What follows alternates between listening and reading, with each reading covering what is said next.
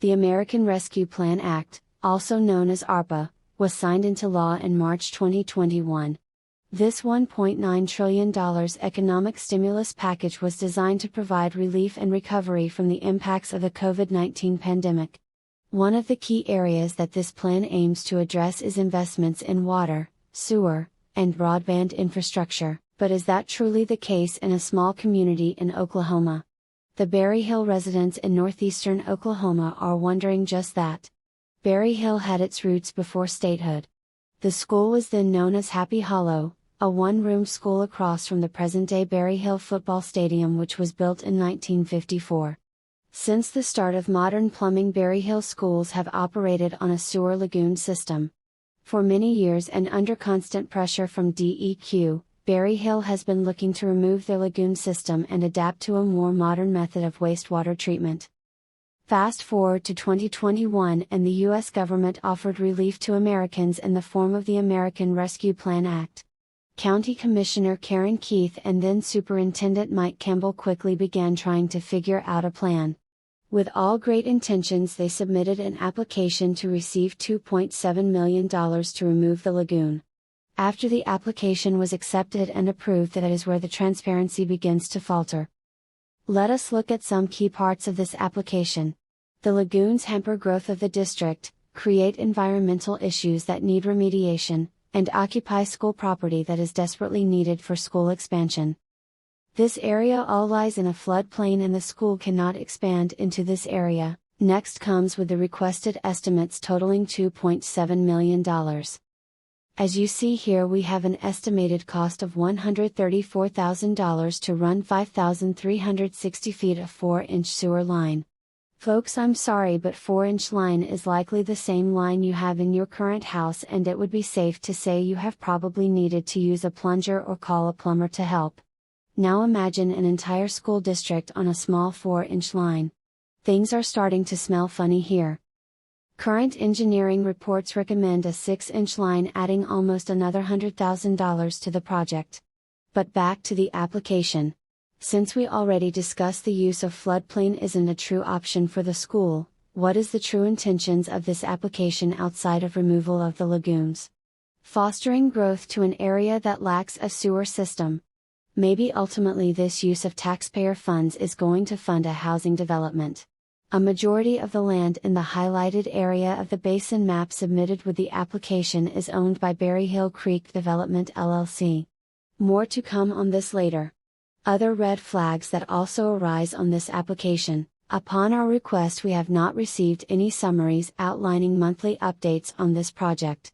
According to residents, they have already had additional expenditures within the scope of this project. Now let us make note of this question on the application. Have you requested funding from any government, private organization, nonprofit or foundation for this request? Answered no. But then jump to supporting documentation for the application. And it clearly states that on multiple occasions funding was requested from other entities. Now fast forward to today. Since the cost of this project is over the $2.7 million budget, the small Berry Hill School District will now have to seek out additional funding to get all their problems addressed. And there is no guarantee this money will be awarded. You are probably scratching your head like, wait. The school got $2.7 million to fix a sewer problem. Yet they will still have a sewer problem once the project is done.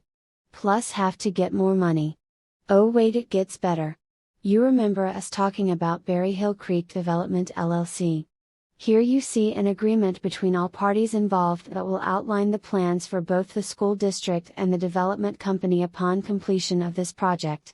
The city of Sand Springs is banking on long-term revenue from this system, both from the school and housing development in the area, by allowing the city of Sand Springs to run this project across their property. Berry Hill Creek Development, aka the owners in this case, will be granted full access to the line at no additional cost.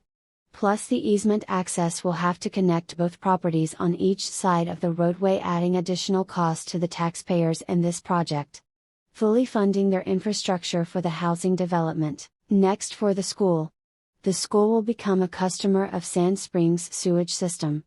which through some investigations could cost the school anywhere from $1,500 to $50,000 a month. A cost that wasn't discussed or disclosed to the school at the time this agreement was signed. Secondly, looking at number 3. The school will be responsible to maintain sewer lines that are in need of repair and replace. Continuing on with the agreement number 6. This here states the school will be responsible for any cost exceeding the $2.7 million.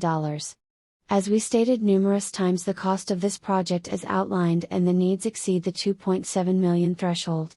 And last, to put a little additional frosting on the Berry Hill Creek development's cake, the school will grant them property to build a road to access their development. Talking with the concerned residents that informed us about this issue, they state current student enrollment is at capacity for the school. And the additional expenses for sewerage fees is something the school can't really afford.